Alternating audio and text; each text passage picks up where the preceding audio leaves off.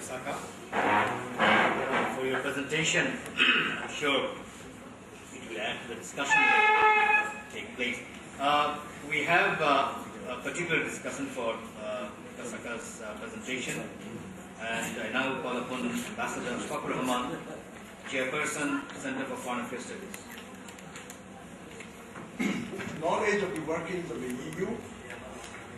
He knows about the future vision of the EU and how the organization evaluates the operation with other regional bodies like SAARC.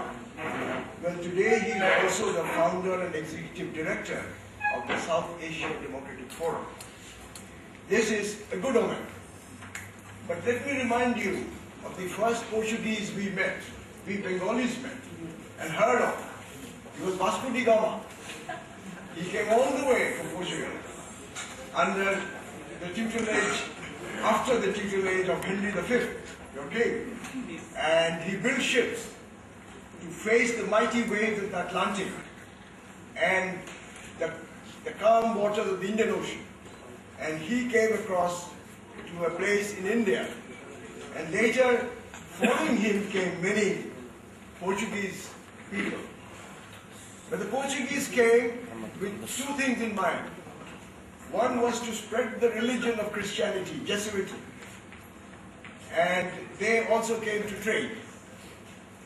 When they came to Bengal, especially to southeast Bangladesh, they couldn't do much about Christianity. Sorry. We didn't buy that, but we did buy trade. But then with trade, the Portuguese found it was very, very profitable to do piracy. And they had a whole network in the Indian Ocean, not only in Bay of Bengal and the Arabian Sea, but on the Indian Ocean. So Portugal comes to Bangladesh with a different perception. Not Mr. Kasaka, but those who preceded him. I say all this because Mr. Kasaka is a Portuguese, and he's an economist by profession, and obviously he would flag economic and commercial cooperation as the sine qua non of South Asia and EU cooperation. We have no difficulty with that. We accept that. But let me go a little deeper into your talks when you spoke about South Asia, and you said that South Asia and EU are almost the same size, territory-wise. South Asia and EU, almost the same size. We are a little bigger, South Asia. And our population is 3 times the size of European Union. But in the same breath, he says that he casts a shadow when he says that South Asia is poor, it is ridden with ethnic, social, and religious and national conflicts. He also says that this gives a bad impression in the EU about South Asia. But I would like to come back a little into the past. I want to first bring into mind an informal process of dialogue that has started in Europe and Asia called the Assam process. Unfortunately, no country of South Asia is included in the Assam process. Why? You have included Vietnam. You have included countries like China. You have included, but South Asia, which is one of the node points of civilization in the past, has been totally excluded from this. So perception from Brussels is completely wrong about South Asia. You have to change that. Paulo, you have to change that. That needs a change. Let me tell you about our history. When you recall the Middle Ages, when the Europeans were fighting among themselves, and the Arabs had just come out of the desert to face the Byzantine Empire, the mathematicians of South Asia had already compiled the decimal system and attained its coherence. We discovered the decimal system, which you are following, everyone is following the world, in those days. And we had already delved into trigonometry, into calculus, and as well as into several types of calendars. Those were the days where intellectual pursuits were rich. South Asia was so rich. And at that time, Europe was fighting with each other. But we were there at that point of time. When Baghdad had established the famous House of Wisdom, I don't know how many of you know about the House of Wisdom in Baghdad, and brought the best minds of the world to solve problems for the great Islamic empire. It was South Asians who helped the best engineers of the day to build physical infrastructure with precise dimensions all over this Islamic empire. It was the South Asians. Our mathematicians, our engineers assisted the Islamic or the Muslim engineers to have these huge canals, huge irrigation things. It is we who did. And in the 12th century, South Asia had already discovered pyrotechnics.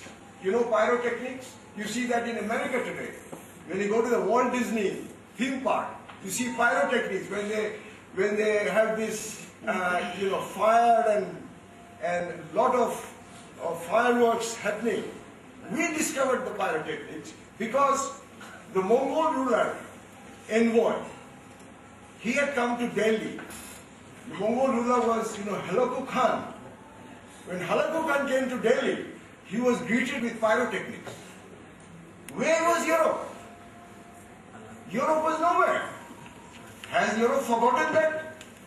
Why has Europe not included South Asia in the Assam process, in this intellectual exchange process? I like to ask Mr. Paolo. I want to jog your memory that you started your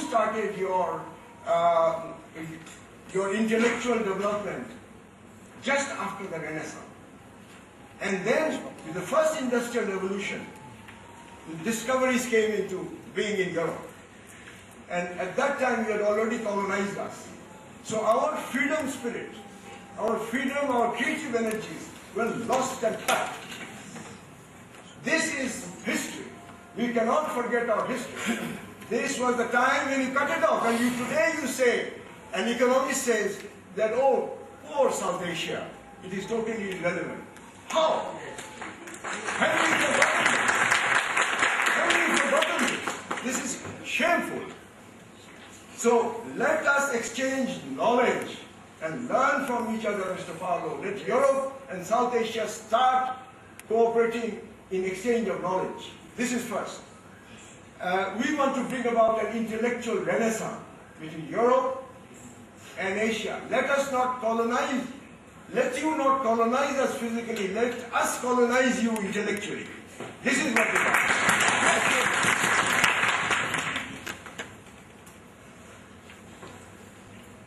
Let me also bring about the concept of human rights, about human compassion, about human sustenance.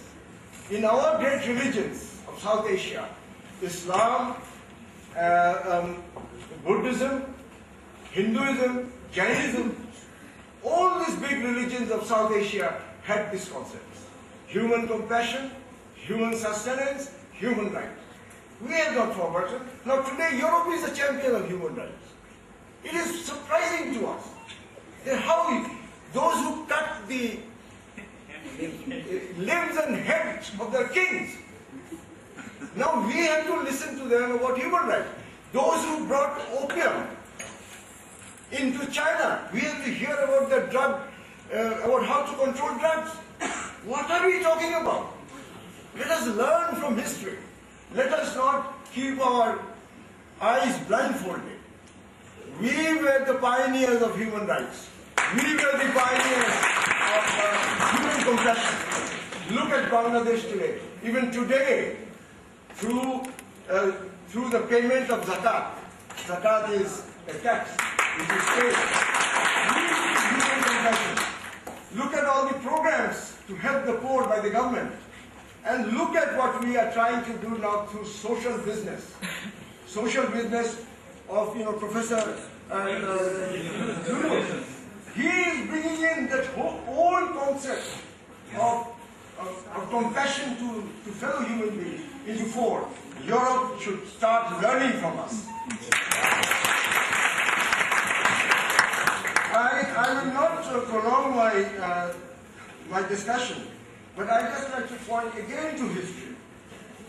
You see, when the Europeans went to the Crusades, remember, when they went to the Crusades, what prompted them to go to the Crusades?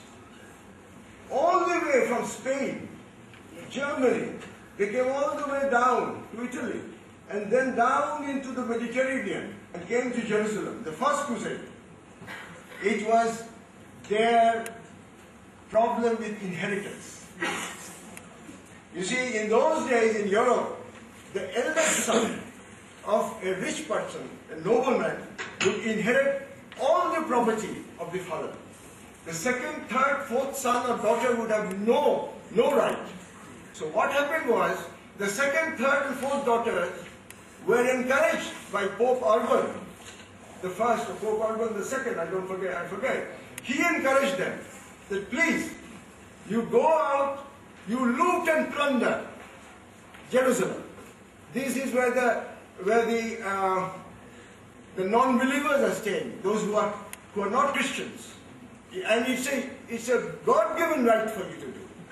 So they did it. The first crusade was only successful. There were 11 crusades. 11 crusades. And the third and fourth and fifth crusades did not go beyond Europe.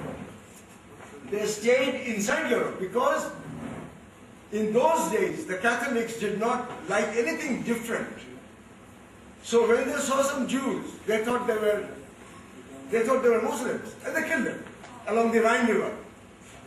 Along the Rhine River there are cities where there was this, we call them pogroms. So from that point of view, South Asia does not have that kind of internal conflict. That South Asia does not have an excuse to give to have this internal conflict. We live by our faith. Yes, we have problems, these problems are there, but it does not matter in the long run. We will unite, as has been said today, that we will unite. But I'd just like to flag four little areas where we should cooperate. I do agree with Mr. Paolo when he says that we must, EU and South Asia, should work in areas of intelligent energy cooperation, in adaptation and mitigation of the consequences of climate change, and in trade and investment. I hope this meeting will come with more recommendations for you to carry back to your country. But as a wise man had once said, that you determine the things that can and shall be done, and then we shall find the way. Thank you.